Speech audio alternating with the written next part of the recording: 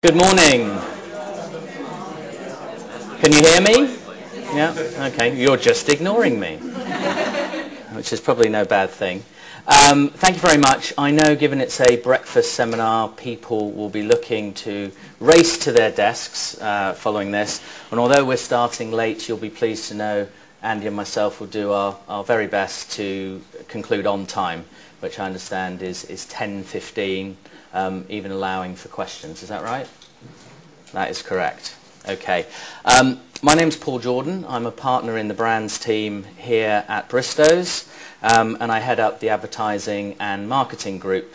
So hopefully I've got something useful to say on the topics we're considering this morning. I'm also joined by Andy Butcher. Yep, he's sat here. He's going to jump up after 20-25 minutes to talk to you about various issues.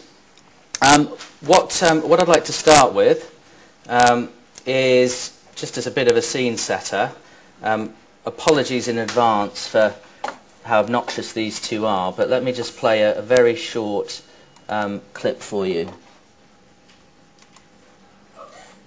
That's what we're doing today. We're not sponsored by Oreo. This is just fun and your entertainment. So yeah. As you may have noticed, I have my room changed around. My desk was there, but it's moved over there now. I've had a bit of a revamp. Now, it's not so much that she's moved her bedroom around. You probably picked up on that.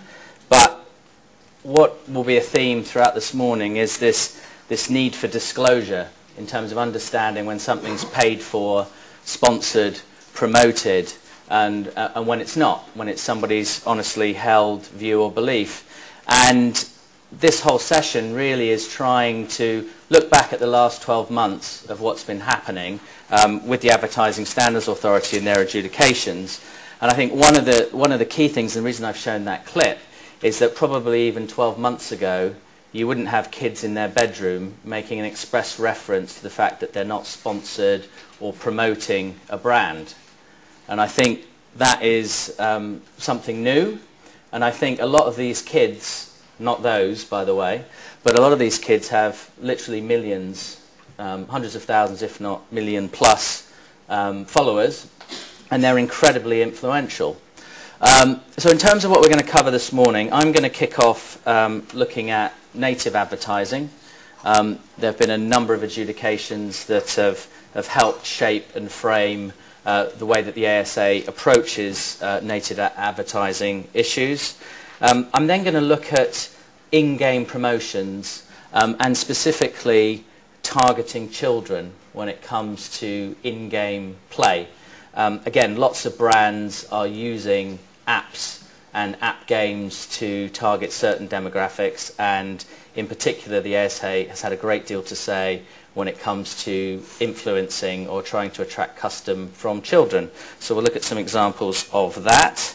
Andy will then pop up and take us home, so to speak, looking at things like social responsibility. There have been some quite high-profile adjudications, many of which you probably would have seen in quality newspapers like the Metro. They love to pick these types of stories up.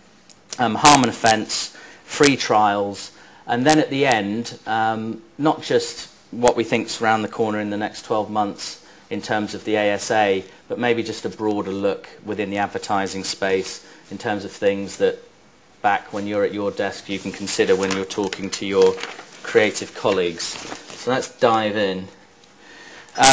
Native advertising, probably most people in the room would have come across it. You certainly would have seen it, whether you know it or not, and I suppose that's the point. It's contextualizing advertising. What I mean by that is there's some old school print publishing at the bottom. We've all seen it. You flick through a magazine, you can see quite clearly that it's an advertisement piece.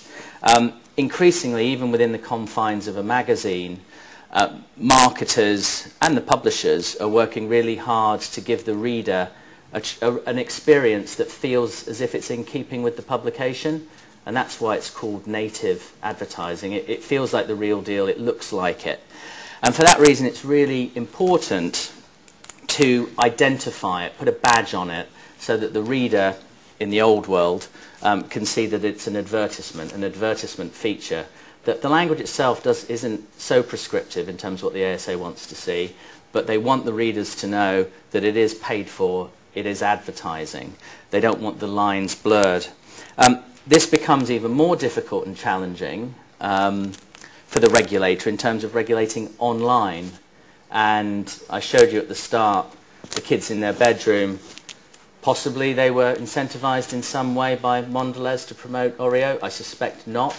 But we're going to have a look at an example in a moment that makes the point. Now, I'm going to go backwards slightly before we go forwards, again, just to set the scene. The Outbrain adjudication was actually about 18 months ago, and you would have picked up on the fact that I said we're really looking back at the last 12 months. The reason I want to pick up on this one for those that have missed it is this really was the first time, to my knowledge at least, that the ASA, the Advertising Standards Authority, tried to clean up the blurring of the lines between editorial and paid for promoted content.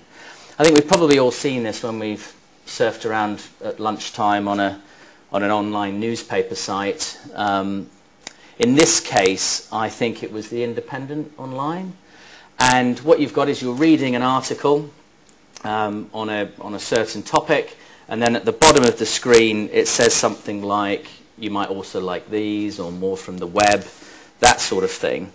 And a complaint was made because it wasn't immediately clear to the user of the website that the content down below, so this bit down here, was actually paid for. What you might see here is there's a recommended by, and there's a little logo which is Outbrain, and they were the people that had to deal with the complaint. Just as a matter of fact, if one were to hover over the little Outbrain logo, it then gave you a prompt that you could click through and you could get more information. Then you would work out that the links themselves were actually promotional, paid for. It was a pay-per-click setup.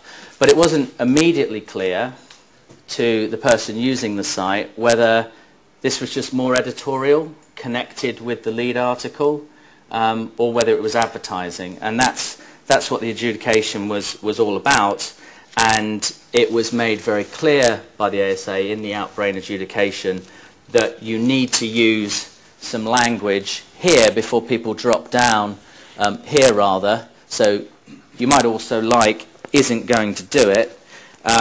You need something that's more prescriptive, lets you know that it's paid for content, so there's no ambiguity. And I think the Independent has now changed it, as you can see from the slide, to promoted stories.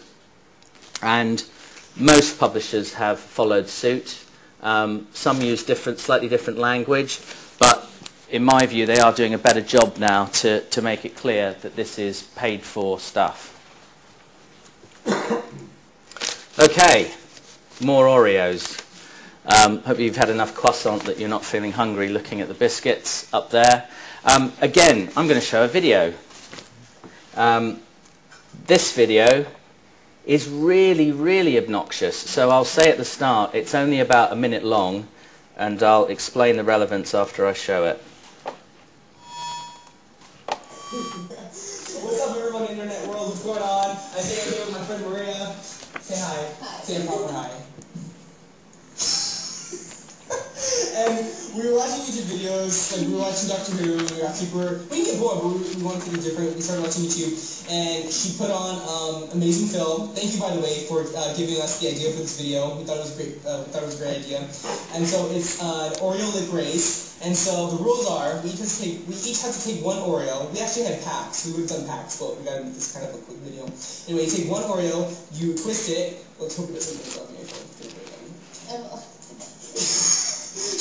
I'm explaining the rules.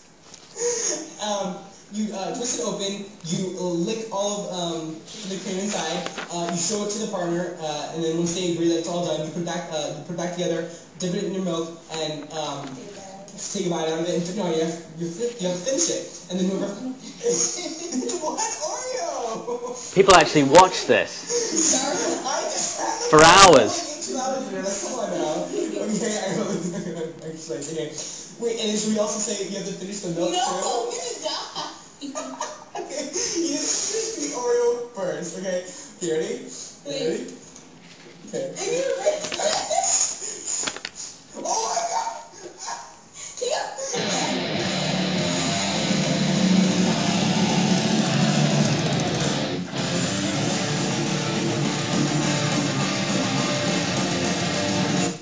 God, make it stop. Now, the reason I show that, because regardless of the legalities and the compliance with the code, Mondelez did a really good thing there, because it is a classic viral ad. They used 5 high-profile vloggers to promote Oreo cookies through this Oreo lick race challenge. And it's absolutely bewildering when you go onto YouTube to see how many hundreds of people around the world have made videos just like that. So in terms of commercially, unquestionably a great success for Mondelez. Again, the problem with this, we don't actually have the original, one of the 5 original videos, although we did try to find them, is that a BBC journalist made a complaint to the ASA, again on the grounds that it wasn't clear that this was paid for advertising. So in this particular case, as I said, there were 5 video vloggers, as they're called. They'd received a brief from Mondelez in terms of what to say and where to send people to find out more about the cookies, and they paid them. So what you have in that scenario is you have payment and editorial control, which that's the important bit. Paid for and editorial control over the content itself, in this case what's featured within the confines of the video. So in this case, what happened was the videos themselves, many of them had an oral disclosure. So you'd have these vloggers say, thanks to my buddies at Oreo, you know, it was pretty clear, I think, to the viewer that by the time you were looking at the video that there was certainly some commercial connection with Mondelez and Oreo cookies. There was also some information in some of the descriptions of the videos when you watched them, again through YouTube. But what the ASA said is that disclosures within the video itself by the presenters, let's call them presenters, is insufficient. What you need to do, and they're very clear on this, and it will be amplified in the next adjudication we look at, is that you need to make that disclosure before they click to view the video. So that conspicuous disclosure, as the Americans call it and deal with it, is really, really important. So there's nothing you can say within the video that's going to help you. You need to say something up front, because a lot of these sites, these kids have, as I said, gazillions of followers, and their followers really believe in what they have to say about products and services, and it's understood that it's their genuine belief. So you can see how powerful that influence is over consumers, and therefore the consumer or the viewer of the video must be able to discriminate between what I say on PJ's blog, because that's my view, my vlog, or something that I'm being incentivized or paid to say, because I think we'd all appreciate there's a difference. A more recent example, slightly different, some of you may have come across this one, was a bit of trouble that P&G got themselves into. Again, they have a YouTube channel called Beauty Recommended. I don't know if anyone's come across that. See a couple of nods from the ladies, not so many from the gentlemen. This is, there's no, or at least prior to this, there was no P&G branding at all. So it was a beauty recommended YouTube channel. Now on it was just a series of, again, advertisement vlogs, to be honest. So in this particular case, there was a model who was doing a lip tutorial. And when you actually started playing the video through Beauty Recommended, on screen, a Supra would go up, and as it says there on the slide, it stated, sponsored by Beauty Recommended, brought to you by P&G. So again, a disclosure's made, but it's within the confines of the video again. And as we know from the prior case, the Mondelez case, that's not good enough. What's interesting about this is that, well, to me at least as well, is the ASA actually then looked at the language sponsored by and brought to you by. And again, they said even if that disclosure had been made in advance of clicking on the video, the language sponsored by or brought to you by didn't necessarily tell the full story, i.e. it was their view that many people would assume that there was some financial contribution made to support the making of the video, the production, for example, but that it wasn't expressly clear that there was control, editorial control again. So what they've said, and it's quite useful because we do come across this in practice, is some clients think, the classic Americanism of sponsored by, Super Bowl brought to you by, is clear that that's advertising content. Well, the ASA has taken a slightly different view, and again, you need to be a bit more prescriptive in your labeling. So just a little bit of wrap up on that particular section. You've got to make the disclosure early, as I said, certainly before people are looking at the video itself. And the best way to do it, and what you're seeing now on YouTube, is a bit like we had the Twitter cases where you had to put hashtag promo on your sponsored and promoted tweets. There's similar use of the hashtag ad appearing all over YouTube now, and within individual vloggers' sites as well. They're using that tag to let punters know that it's paid for. Squeak, squeak. So that's what you should be doing if you can. That's certainly best practice as it currently stands. The other thing I'd say is that those YouTube users out there will know that if you're watching the main screen video, you're also on the right-hand side going to get a huge selection of other options, little thumbnails of other things you might be interested in.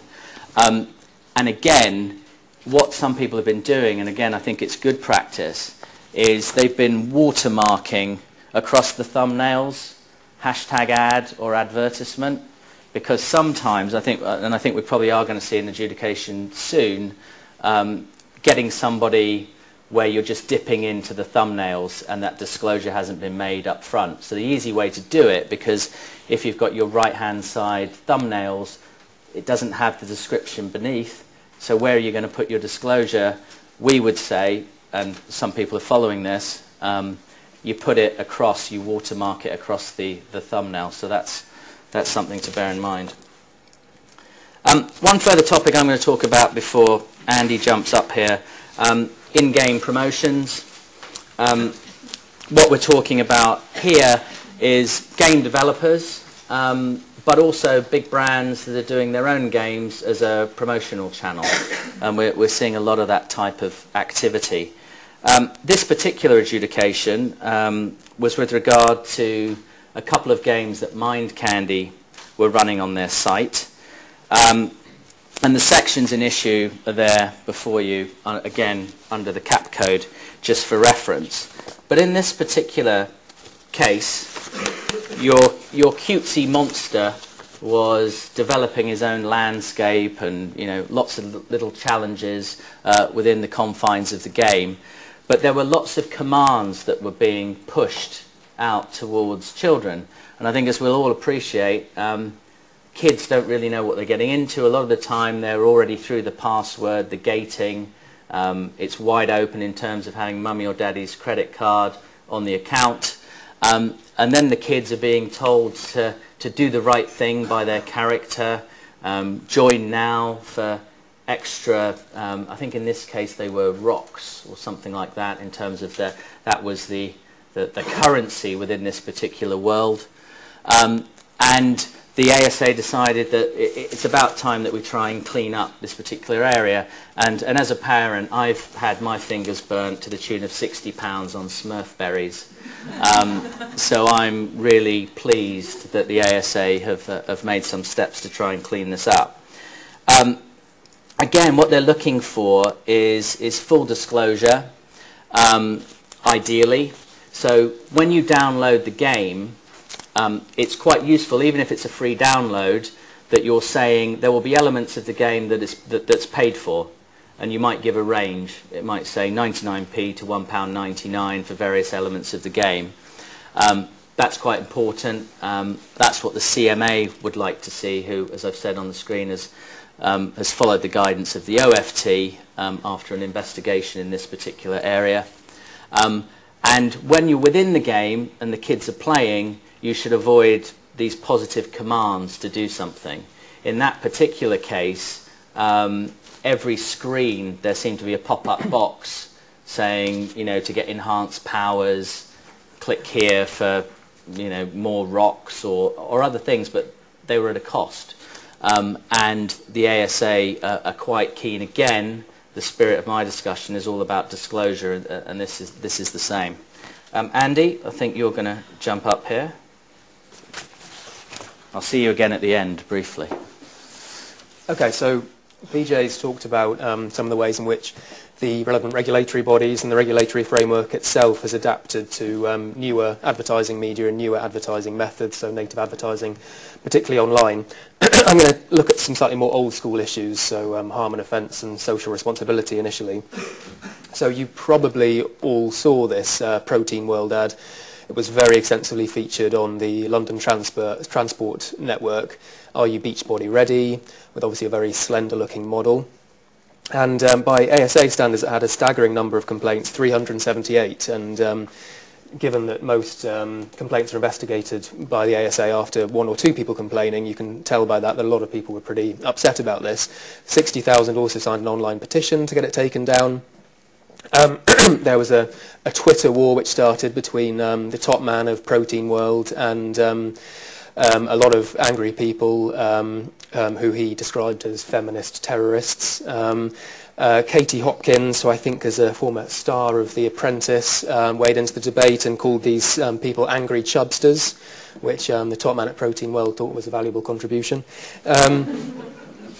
So this was quite an interesting case because more in the way that the ASA dealt with it. So they came under a lot of pressure to get this taken down very quickly.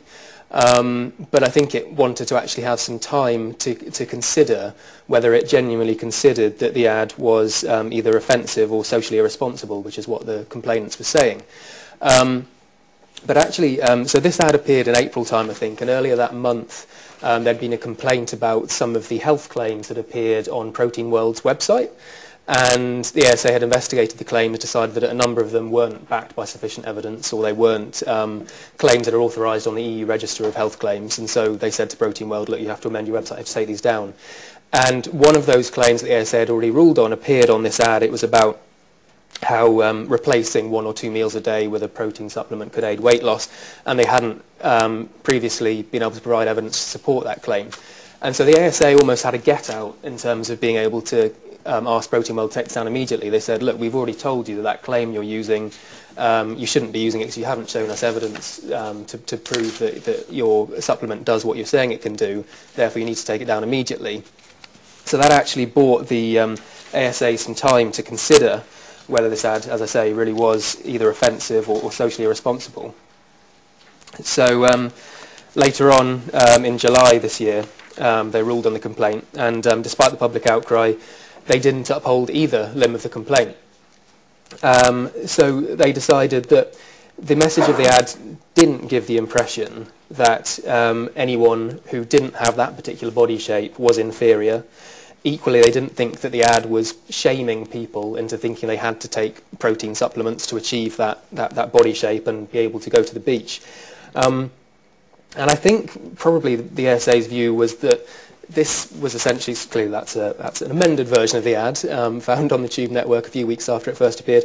But I think The ASA's view was that this was essentially aspirational advertising. So Protein World, the advertiser, was saying, we think this person looks great, and we can help you get that body if you want to using our product.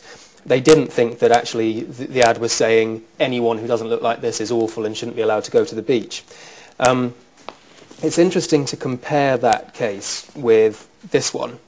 So this is an Yves Saint Laurent advert that were featured in a number of magazines, women's magazines.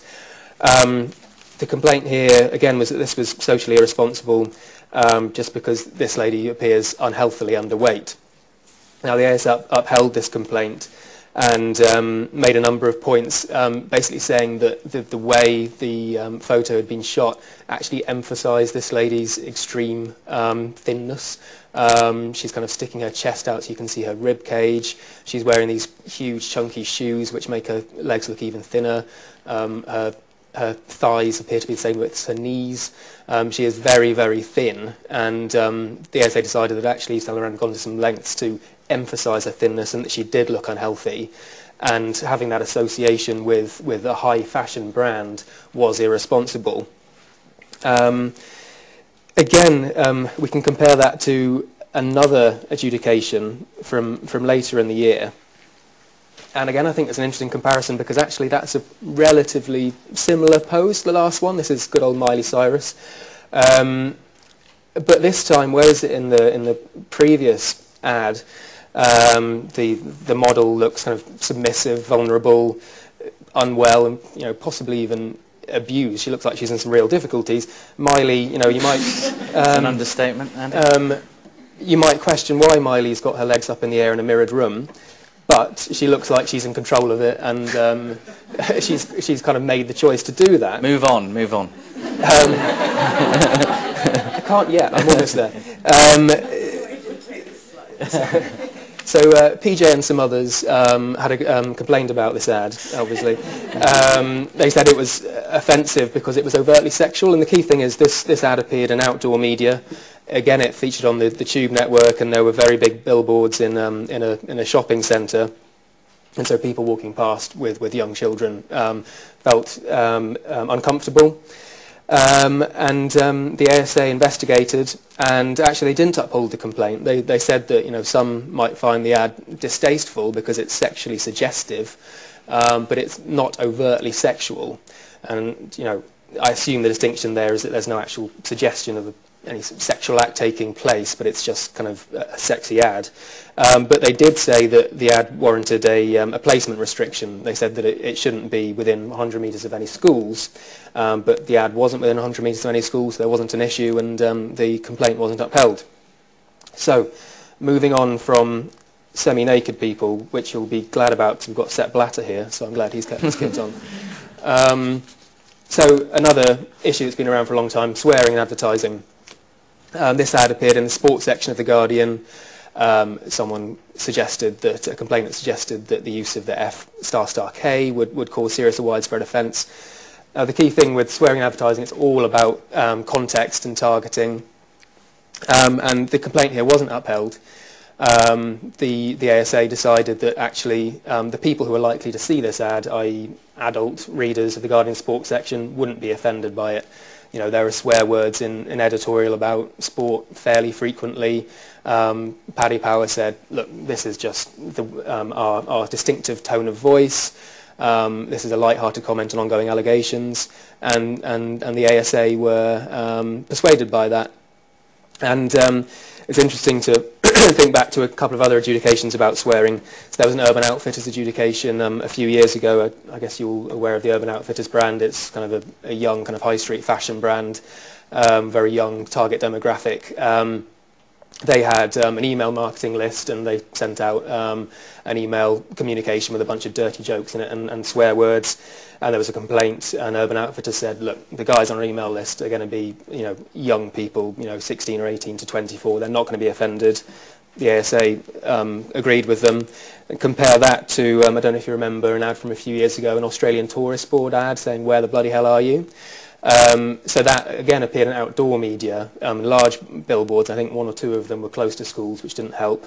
And even though, where the bloody hell are you, it's pretty mild language, they decided that actually wasn't appropriate for outdoor media, and the complaint was upheld. So swear words all about context and targeting. Okay, so moving on to free trials, so slightly less shocking matters. Free is a very powerful word in advertising, and people like to use it a lot. But you have to take care with it, because the ASA recognise that it's powerful and that people are very much attracted by it.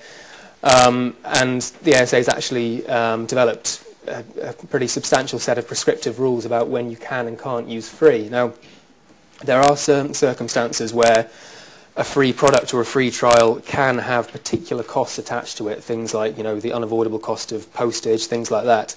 But you have to be very careful when there's any cost involved at all, and look carefully at the ASA's rules and guidance. This was a direct mail ad for an Amazon Prime free trial. Now, the key here was that if you didn't cancel your free trial before it came to an end, you would automatically start paying a subscription fee. Now, that information was included within the direct mail piece, but it was rather buried down at the bottom of the letter in some small print.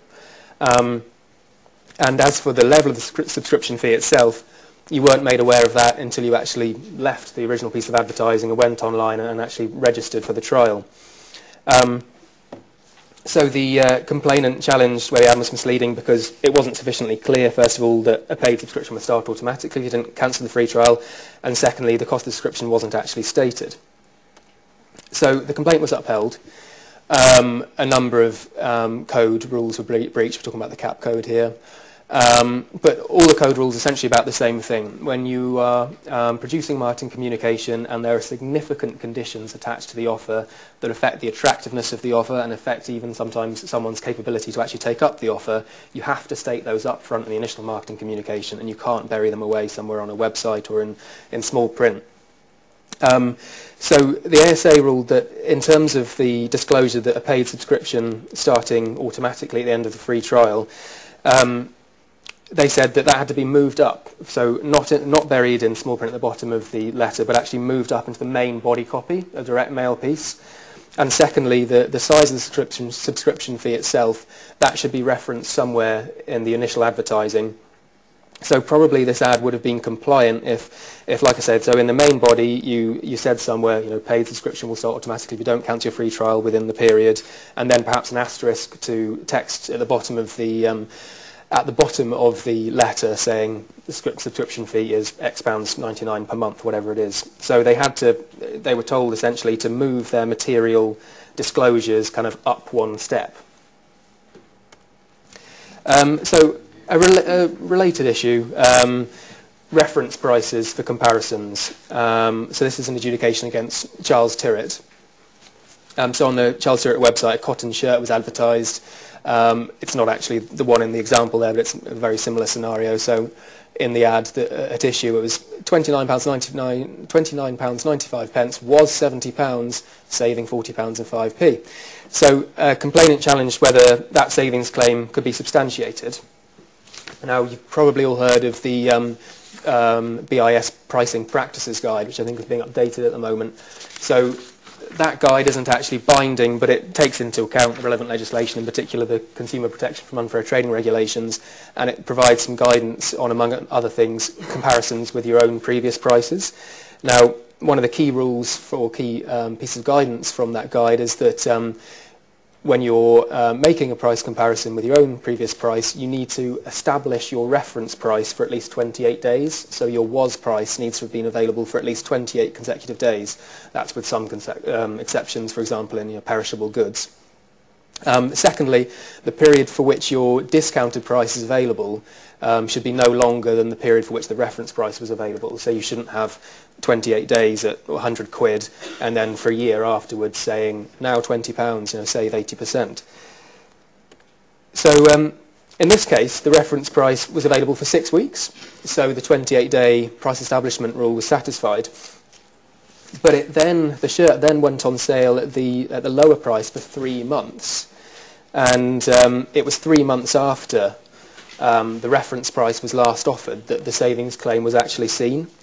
And so the ASA took the view that actually the reference price, on any assessment wasn't the usual price of the item, and therefore to use it as a reference price was misleading. Now it's interesting to consider here whether, if the reference price had been available for the same period or longer as a discounted price, so let's say the reference price was available for 3 or 4 months, would this savings claim therefore not have been misleading because the discounted price was available for the same period or less and the reference price was available? Now, I think that it's questionable whether the complaint still would have been upheld. The BIS guidance says that in any event, you shouldn't be comparing a discounted price with a reference price that was last sold more than 6 months ago. There's some other guidance from the OFT from a while ago that suggests that you shouldn't be using a reference price which is more than 2 months old. So I think essentially the takeaway message is, whenever you've been advertising a discounted price, or at least a discounted and a supposedly discounted price has been available for a long period, 3 months in this case, think carefully about whether it's still appropriate to be using a reference price from a long period into the past, and whether that reference price could usually be considered to be the usual selling price of the item, and therefore whether the savings claim is actually misleading. Okay, so quick chat about key trends that we're seeing and what to expect in 2016. So there's actually a Competition and Markets Authority investigation open at the moment into the kind of activities that PJ was talking about at the beginning of the seminar. So it's into non-disclosure of paid endorsements. Now, this covers the vlogging scenario that PJ was talking about, where you've got people like, this is Zoella in the top right for anyone who follows her. She wrote a book and then cried when the newspaper discovered that she hadn't written it.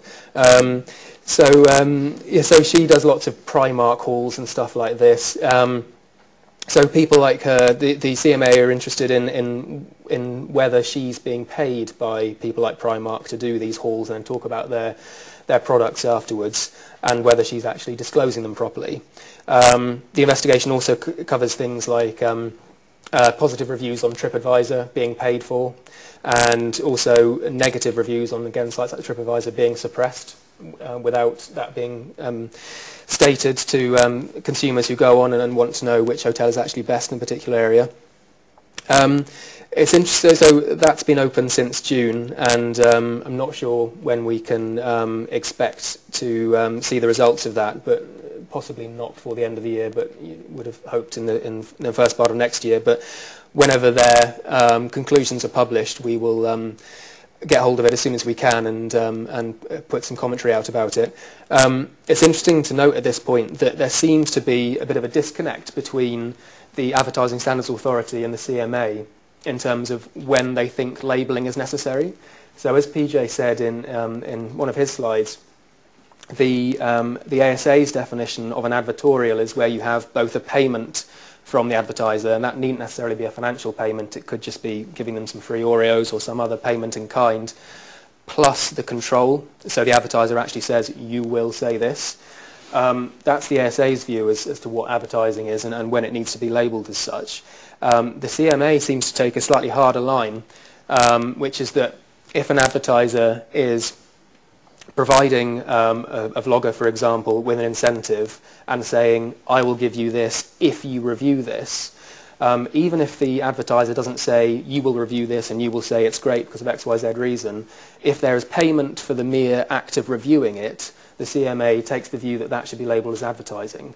And the ASA actually doesn't agree with them at the moment. And at some point, I think they've got to line up in their ideas about when things need to be labelled and when they don't. And so hopefully when their investigation is published, we might have a clearer idea of when labelling needs to be there. And, yeah, I mean, it raises some quite interesting questions for publishers, and I see a number of you out there, in terms of, the classic restaurant review, where, as we all know, AA Gill don't pay, and rocks up, gets a slap-up meal, and then comes away and says nice things. Sometimes doesn't say nice things, and similarly, those of you that are out there again within the travel sector, you invite a travel journo to have a free cruise all expenses paid. Previously, as Andy said, if you still had, well, the journalist still had complete editorial control to say it was a load of rubbish, then you wouldn't need to embark on full disclosure. But it sounds like the CMA might be it's going to be interesting to see how it looking shakes for a bit down, more. But the CMA's position at the moment seems to be that if you are giving a journalist a free meal and saying you're getting this huge free meal on the basis that you will review us in next week's paper, then it needs to be labelled as an advertisement or a promotion, or at least there needs to be some disclosure that he's had his meal paid for. Yeah. And I guess the other thing to note, given we're dealing with the CMA, and as Andy rightly said, it's the Consumer Protection from Unfair Trading regs that they're looking to enforce. Unlike the ASA, where it's essentially a name and shame gig, under the CPRs there are fines. It gets a bit more scary, and it may well be that they need a scalp to really clean this area up. We saw something similar with the hand-picked media investigation a couple of years ago, where they were just trying to clean up people that were blogging in that particular area and just getting a bit more disclosure in that space. I think they're going to start looking at this vlogging area in a lot more detail. Would you agree with that, Andy? Yeah. Yep. That's that. Okay, that's that. The next thing we've got up there is the FTC Com Disclosure Guidelines. You might be wondering what the heck is that. The FTC is the Federal Trade Commission in the US. They published the .com Disclosure Guidelines probably 18 months ago or more, to be perfectly honest. And the reason it's relevant is I think it's really good guidance when it comes to all these disclosure issues, and also how you present small print, for want of a better description, within the digital space. And there's every chance that the ASA are going to adopt some of this learning from the .com disclosures. So this is an area where we, all within the room, could be slightly ahead of the curve maybe by going and having a look at that. They put a lot of research into how people consume media digitally. And by that I mean, when you're looking at a smartphone screen, it's quite different from looking at a tablet, and that in turn is different from looking at your PC screen. And they are looking to make this conspicuous open disclosure that they talk about. They have been even more prescriptive in terms of where you put this labeling. So, for example, when we had the Outbrain one, you'll recall that the disclosure was being made, I think, on the left-hand side. That's good, because under the guidelines it suggests that as a viewer, that's where our eye's going when you're looking at a screen, you're going to the left. And what they'd noticed in the US was lots of advertisers were making the full disclosure, saying it's paid for or it's an advertisement, but they were putting it, bottom right. Nobody looks at the bottom right, apparently. And so they actually have gone after a few advertisers within the digital space and been really forensic in terms of placement of messaging. And I think, given we consume so much of this stuff digitally, I think it's worth having a look at those guidelines. The other thing I put up there is brand-funded programming. Some of your organisations might actually be involved in this. In fact, I know some of you are. This is quasi-product placement. In fact, it's probably the mother of all product placement. Product placement itself, we were talking about probably 5 years ago now, when it became lawful to engage in pure product placement in the UK. I have to say, I haven't seen a great deal of it, and I don't know whether you as brands have been using product placement a great deal. You'll recall that when product placement is within a TV program, you're supposed to see the PP logo pop up at the start and end of the ad break.